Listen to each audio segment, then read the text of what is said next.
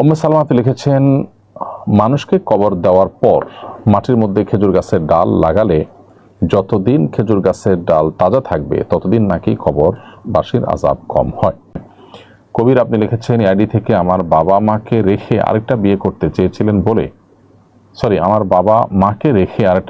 চেয়েছিলেন বলে আমরা 3 ভাই মিলে বাবাকে হত্যা করেছি, আমরা কি জান্নাতে যেতে পারবো? বাবা মারা যাওয়ার পর আমাদের 3 বোন তাদের প্রাপ্য সম্পত্তি দাবি করলে বড় ভাই বলেছিল তোদের বিয়েতে অনেক টাকা খরচ হয়েছে, তাই এখন আর তোদের কোনো অংশ নেই। পরবর্তীতে দিতে চাইলে তারা আর নেয়নি, এখন আমাদের কি করণীয়? আমার চাচার 5 মেয়ে ঢাকায়, তার একটা 5তলা বিল্ডিং আছে, তিনি সেই বিল্ডিং তার 5 মেয়ের নামে উইল করে লিখে দিয়েছেন, এটি কি শরীয়তসম্মত বন্টন হয়েছে? সেই সম্পদে কি আমাদের কোনো হক নেই? বাধ্য হয়ে আপনার প্রশ্ন তো দিয়েছি। দাওয়াতি কাজে আইডি থেকে আপনি লিখেছেন যে আত্মহত্যা করে মারা গেছে তার নামে কি দান করা যাবে? বাধ্য হয়ে জিমে যেতে হয়, গান বাজে অনিচ্ছায় শুনলেও কি গুনাহ হবে? আলী আহমেদ বুলবুল আপনি লিখেছেন, ঈদে মিলাদুন্নবী পালন করা কি শরীয়তসম্মত? সম্প্রতি হাইকোর্টে নতুন করে 25 জন বিচারপতি নিয়োগ দেওয়া হয়েছে। বিচারপতিরা কার্যভার গ্রহণের আগে শপথ গ্রহণ করেন। কর্মজীবনে তারা যদি ইচ্ছা বা অনিচ্ছায় শপথ ভঙ্গের মতো কোনো কাজ করে ফেলেন, কাফারা আদায় করতে হবে কিনা? আল্লাহর নামে তারা শপথ করে না, তারা যে শপথ করে এটা শরীয়ত দৃষ্টিকোণ থেকে শপথ হিসাবে গণ্য হয় না, এটা এক ধরনের সংকল্প বলতে পারি। শরীয়ত দৃষ্টিকোণ থেকে শপথের জন্য আল্লাহর নামে শপথ করছে এরকম বলতে হবে, এমনকি কোরআন হাতে নিয়ে শপথ করলে সেটাও এক পর্যায়ে শপথ হিসাবে গণ্য হতো। তো এরকম কোনো বিষয় যেহেতু নেই, অতএব এই শপথ ভঙ্গ করলে কাফারা দিতে হবে না। তবে হ্যাঁ, এখানে তাদেরকে অঙ্গীকার করতে হয়, প্রতিশ্রুতি দিতে হয়, এই প্রতিশ্রুতিটা সব ভালো কাজের প্রতিশ্রুতি বিধায় সেটা লঙ্ঘন করাটা গর্হিত কাজ, গুনাহের কাজ, তাতে কোনো সন্দেহ নেই। বিধায় এই শপথটা অঙ্গীকার এর মতো, এটা ভঙ্গ করা মানে অঙ্গীকার ভঙ্গ করা, তো অঙ্গীকার ভঙ্গ করার গুনাহ হবে, অনৈতিক কাজ করলে সেটা গুনাহ হবে, সেটা বলার অপেক্ষা রাখে না।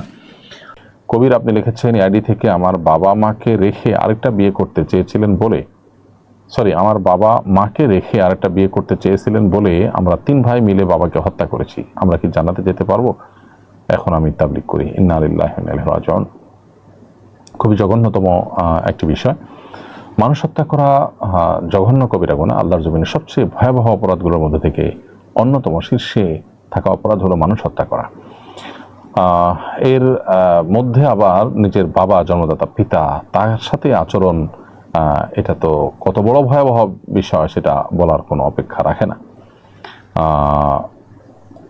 তিনি যদি আপনার বাবা মাকে রেখে আর একটা বিয়ে করতেন, তো সেটা শরীয়ত তার জন্য নাজায়েজ রাখেনি, সেটা তার জন্য হারাম করেনি, কিন্তু আপনারা যেটা করেছেন সেটা সুস্পষ্ট হারাম, অর্থাৎ তার একটা বৈধ কাজে বাধা দিতে গিয়ে তাকে জুলুম করেছেন। এমনকি যদি অন্যায় কাজও করতেন, তারপরও আপনাদের এটা করার কোনো ইখতিয়ার ছিল না, সুস্পষ্টভাবে এটা গুনাহ তখনও হতো।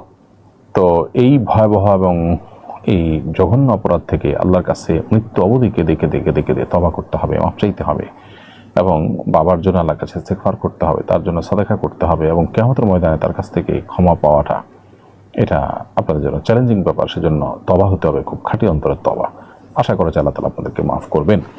বাবা মারা যাওয়ার পর আমাদের 3 বোন তাদের প্রাপ্য সম্পত্তি দাবি করলে বড় ভাই বলেছিল তোদের বিয়েতে অনেক টাকা খরচ হয়েছে, তাই এখন আর তোদের কোনো অংশ নেই। পরবর্তীতে দিতে চাইলে তারা আর নেয়নি, এখন আমাদের কি করণীয়? আমি বোনদের পক্ষে ছিলাম, আমিও কি গুনাহগার হব? বিয়েতে খরচের অজুহাতে বাবা মার সম্পদ থেকে বঞ্চিত করা এটা জায়েজ নয়, কারণ ভাই হিসাবে এটা কর্তব্য বোনকে বিয়ে দেওয়া, সেটা তারা পালন করেছেন। অতএব সেটার অজুহাত দিয়ে তাদের সম্পদ থেকে বঞ্চিত রাখবার সুযোগ নেই।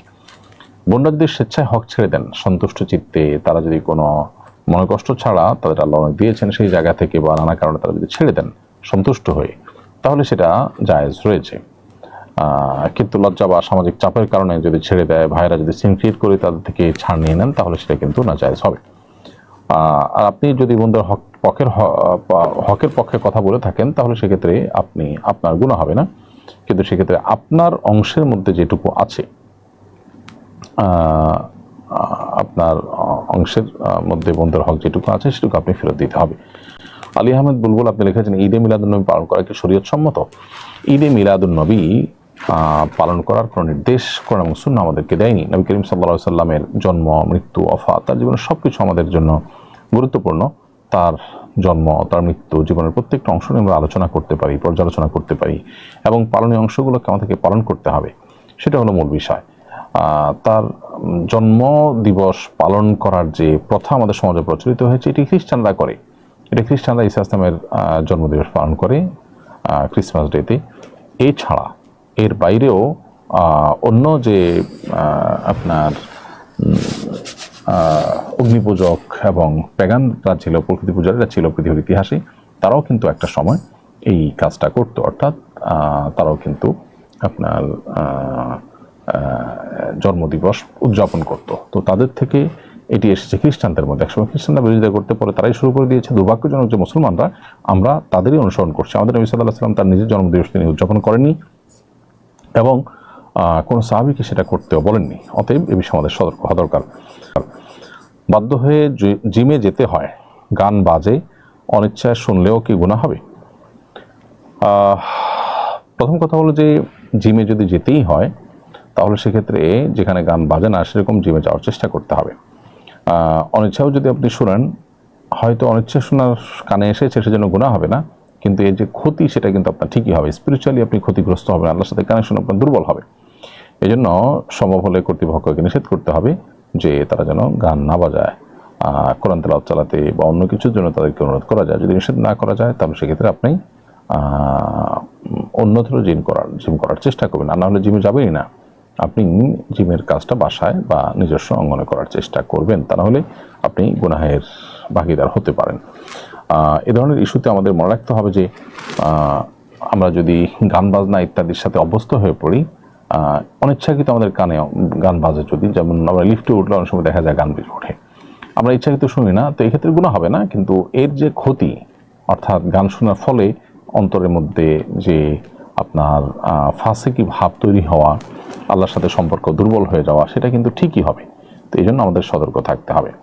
দাওয়াতি কাজে এটি থেকে আপনি লিখেছেন যে আত্মহত্যা করে মারা গেছে, তার নামে কি দান করা যাবে? হ্যাঁ, অবশ্যই তার পক্ষ থেকে দান করতে পারবেন, কারণ তিনি অমুসলিম হয়ে যান নাই, মুসলিমই আছেন।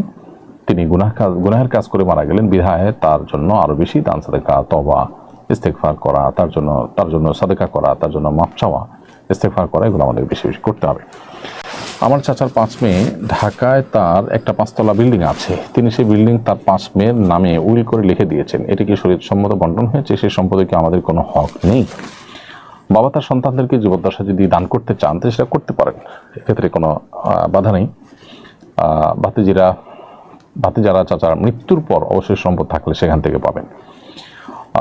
তবে যেসব সম্পত্তি কন্যাদেরকে তিনি দান করে গেছেন, অন্য ওয়ারিসদের জন্য সেখানে যদি অন্য কোনো কিছু না রেখে দান করে যান, এবং বিশেষ করে এটা যদি উদ্দেশ্য অন্যদেরকে বঞ্চিত করা, তাহলে সেটা অবশ্যই গুনাহের কারণ হবে। কিছু সম্পদ হলেও তিনি অন্য ওয়ারিসদের জন্য রাখা দরকার। অন্যদেরকে বঞ্চিত করবার উদ্দেশ্যে এরকম করাটা জায়েজ বিষয় নয়। উম্মে সালমা লিখেছেন, মানুষকে কবর দেওয়ার পর মাটির মধ্যে খেজুর গাছের ডাল লাগালে যতদিন খেজুর গাছের ডাল তাজা থাকবে ততদিন নাকি কবরবাসীর আযাব কম হয়। দেখুন, নবী করিম সাল্লাল্লাহু আলাইহি সাল্লাম একটি কবরে 2টি খেজুর গাছের ডাল গেড়ে দিয়েছিলেন, এটি পাওয়া যায়। কিন্তু নবী সাল্লাল্লাহু আলাইহি সাল্লাম আরো বহু কবর দিয়েছেন এবং তার জীবদ্দশায় বহু মুসলিমের কবর দেওয়া হয়েছে। অন্য কোথাও কিন্তু গাছের ডাল গাড়ার কোনো কথা নেই। আর গাছের ডাল গাড়লে, খেজুর গাছের ডাল গাড়লে সেটার কারণে যতদিন তাজা থাকবে ততদিন কবরবাসে আযাব হবে না, এরকম কোনো কথাও সাব্যস্ত হয়নি সেভাবে। অতএব এই বিষয়টিকে আমরা যেভাবে অনেকে খুব গুরুত্বের সাথে নেই এবং এটাকে আবশ্যক বানিয়ে নেই এবং এটাকে কেন্দ্র করে অনেকগুলো বিশ্বাস আমাদের মধ্যে গড়ে উঠেছে, সেটা আসলে সঠিক নয়। আমি একজন ক্যালিগ্রাফার, কোরআনের আয়াত হাদিস লিখিত ক্যালিগ্রাফি বিক্রি করি। আব্বু প্রায় বিক্রি করতে বারণ করেন এবং রাগারাগি করেন। আমার টাকায় বাসায় কিছু আনলে আব্বু তা খান না। কোরআন আয়াত হাদিস লিখিত ক্যালিগ্রাফি বিক্রি করলে নাকি কোরআন বেচে খাওয়া হয়, তাহলে প্রকাশক কিংবা লাইব্রেরিয়ান কিভাবে কোরআনের হার্ড কপি বিক্রি করেন? কোরআন আয়াতের ক্যালিগ্রাফি মৌলিকভাবে জায়েজ আছে এবং ক্যালিগ্রাফি বিক্রি করে আপনি টাকা পয়সা নিলে সেটা কোরআন বিক্রির আওতায় পড়বে না, কোরআন বিক্রির মধ্যে এটা পড়ে না। কোরআন বিক্রি বলতে কোরআনের বিধানকে পরিবর্তন করা, টাকার বিনিময়ে মাসআলা ঘুরায় দেওয়া, কোরআন বিক্রি বলতে সেটা বোঝানো হয়। বাকি কোরআন কেউ ছাপিয়েছেন, লিখেছেন বা সেটা ক্যালিগ্রাফি করেছেন, তাহলে সেটা মূলত কোরআন, সেটার মূল্য নিলে বা সেটা বিক্রি করে নিলে সেটাকে কোরআন বিক্রি হিসেবে কখনো গণ্য করা উচিত হবে না। এরপরে খায়রুল লিখেছেন, দোকান উদ্বোধনের সময় সমাজে প্রচলিত মিলাদ পড়া জায়েজ হবে কিনা। দোকান উদ্বোধনের সময় বিসমিল্লাহ বা আল্লাহর নাম নিয়ে আপনি শুরু করবেন। যে কোনো ভালো কাজ আল্লাহর নাম নিয়ে শুরু করলেই যথেষ্ট হয়ে যায়।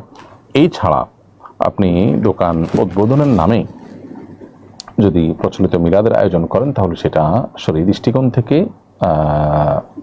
কোনো জায়েজ কাজ হবে না, বরং বিদআতে পরিগণিত হবে। নবী করিম সাল্লাল্লাহু আলাইহি সাল্লাম বা সাহাবায়ে কেরাম কারোর মধ্যেই কিন্তু এরকম কোনো আমল পাওয়া যায় না যে তারা কোনো ঘর বাড়ি উদ্বোধন করার জন্য কোনো বিশেষ আমল করে তারপরে বিশেষ কোনো আনুষ্ঠানিকতা করে এ জাতীয় কোনো কিছু করে তারা উদ্বোধন করেছে, এমনটি পাওয়া যায় না। স্বামীর সাথে থাকা অবস্থায় স্ত্রী যদি যাকাত পরিমাণ সম্পদ থাকে তাহলে কি স্ত্রী নিজস্ব অর্থে কোরবানি দিতে হবে?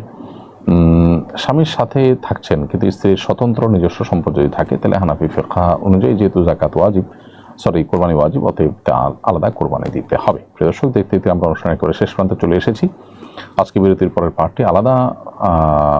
আব্দুল্লাহ আহাদ জিসান আপনি লিখেছেন, তালাকের পর সন্তান যদি মায়ের কাছ থেকে আর সন্তানের বাবা যদি সন্তানের জন্য খরচের টাকা পাঠায়, তালাকের পর সন্তান যদি মায়ের কাছে থাকে আর সন্তানের বাবা যদি সন্তানের জন্য খরচের টাকা পাঠায়, ওই টাকা থেকে কিছু টাকা সন্তানের মা খরচ করতে পারবে কিনা, অথবা কোনো খাবার পাঠালে তা খেতে পারবে কিনা? উত্তর হলো হ্যাঁ, খেতে পারবে। কারণ মা যে ডিউটি করছেন, সন্তানের দেখভাল করছেন, এক্ষেত্রে তিনি সেই হিসাবে তার খাবারটি খেতে পারবেন এবং খরচ করতে পারবেন নিয়ম মাফিক। যদি সন্তানের হক নষ্ট করে নিজে খেয়ে ফেলে বা নিজে ভোগ করে ফেলে তাহলে সেটা তো নাজায়েজ হবে। এরপরে সাফায়াত লিটন আপনি লিখেছেন, এহরাম অবস্থায় ইচ্ছাকৃতভাবে সুগন্ধি ব্যবহার করা নিষেধ, কিন্তু কাবা শরীফের দরজার চৌকাঠ বা গায়ে সুগন্ধি লেগে থাকে। কেউ যদি অবশেষে দোয়া করার জন্য সেটা ধরে এবং তার হাতে সামান্য সুগন্ধি লেগে যায় তাহলে এতে কোনো গুনাহ বা উমরার ক্ষতি হবে কিনা? উত্তর হলো, সামান্য সুগন্ধি যদি লেগে যায় ইচ্ছার বাইরে তাহলে গুনাহ হবে না, তবে সাদকাতুল ফিতর পরিমাণ সাদাকা করে দিতে হবে ইচ্ছার বাইরে যদি লেগে যায় তাহলে। রবিউল আউয়াল মাস উপলক্ষে বাইতুল মুকাররমে প্রতি বছর ইসলামী বইমেলা অনুষ্ঠিত হয়। নবীজির জন্ম মাস উপলক্ষে এ ধরনের আয়োজন এর শরীয়ী বিধান কি? এটা মৌলিকভাবে কোনো নাজায়েজ বিষয় না, বরং দিন চর্চার জন্য বিভিন্ন উপলক্ষ খুঁজে দিন চর্চা করা, দিন ইলম চর্চা করা, এটা কোনো খারাপ বিষয় না। রবিউল আউয়াল উপলক্ষে কোনো ইবাদত উদ্ভাবন করা নাজায়েজ। বইমেলা এটা কোনো ইবাদত নয় যে এটাকে উদ্ভাবন করা হলো বা এটাকে আপনার পালন করা হলো, যেটা ইবাদত এর নামে করার কারণে সেটি বেদাতে পরিগণিত হবে, এরকম বিষয় নয়।